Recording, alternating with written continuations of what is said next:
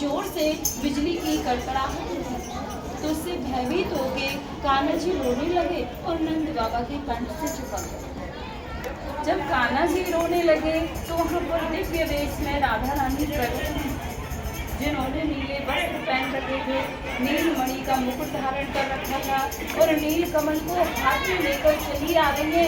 उन्हें आंधी तूफान बारिश का कोई भय नहीं। जब नंद बाबा की उन पर नजर पड़ी तो उन्होंने देखा कि उनके चेहरे पर करोड़ों सूर्यों के समान तेज था, जिसे नंद बाबा सहन नहीं कर पाए और वहीं पर मूर्छित होकर गिर गए। तो राधा रानी सोचने लगी कि बाबा तो मेरे इस तेज को नहीं सह पाए। उस तेज को शांत करती हैं और साधारण वेश में जाकर नंद बाबा के पास खड़ी हो गई। जब नंद बाबा की मूर्छा जगी तो वह पहचान गए थे कि ये तो स्वयं राधा रानी है, तो उन्होंने उनकी स्तुति कर। राधा रानी कहने लगी, बाबा जिस रूप के दर्शन मैंने आपको दिए हैं, इस रूप के दर्शन मैं किसी को नहीं देती। आपकी भक्ति से प्रसन्न होकर मैंने आपको यह वरदान दिया है और यह बात गोपनीय ही रहनी चाहिए। तो नंद बाबा कहने लगे कि मुझे तो पहले ही मेरे गुरु गर्ग मुनि ने आप दोनों के बारे में बता दिया था। जब लाला का नामकरण हुआ था तो उस दिन 27 नाम रखे गए थे कान्हा जी के। उसमें से 17 नाम राधा रानी के ऊपर थे, जैसे राधिका वल्लभ, राधा दामोदर, राधा श्याम सुंदर। तो नंद बाबा कहने लगे कि देख, ये राधा कौन है जो तुम बार बार मेरे लाला के आगे राधा शब्द जोड़ते हो। तो गुरुदेव ने बताया कि ये विष्णुवाहन की बेटी है, आदि शक्ति है, इसका नाम राधा है और तेरे लाला का विवाह तो राधा के साथ में होगा, उसमें न तू होगा न विष्णुवाहन होगा, ये तो केवल देवताओं के मध्य में होगा और भंडीर वन में होगा।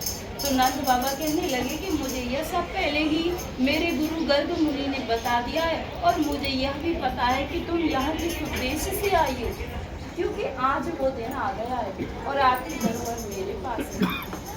कान्हा जी को उनकी गोद में देते और बोले, आप अपनी धरोहर को पकड़ो और अपना मनोरथ सिद्ध करने के बाद मेरे लाला को कुशल पूर्वक यशोदा मैया को लौटा देना। तो राधा रानी कान्हा जी को अपनी गोद में लेती है।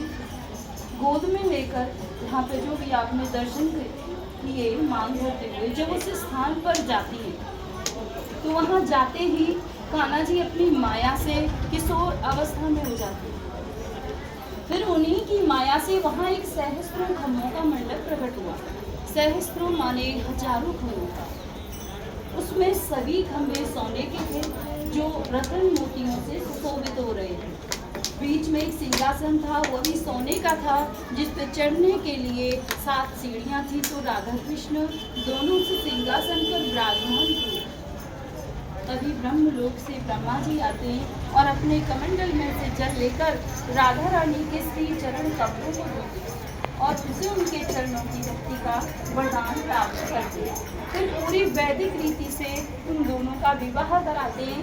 तो विवाह में सारी रीतियाँ होती हैं, जैसे वेद मंत्रों की, हवन की, फेराओं की। लास्ट में विधि होती है मांग में सिंदूर भरने की। जब तक सिंदूर नहीं भरा जाता शादी मान्य नहीं होती।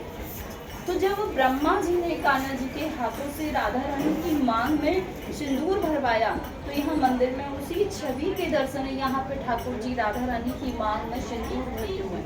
हाथ देखा ना सभी ने, ठाकुर जी का हाथ राधा रानी के सिर के ऊपर है।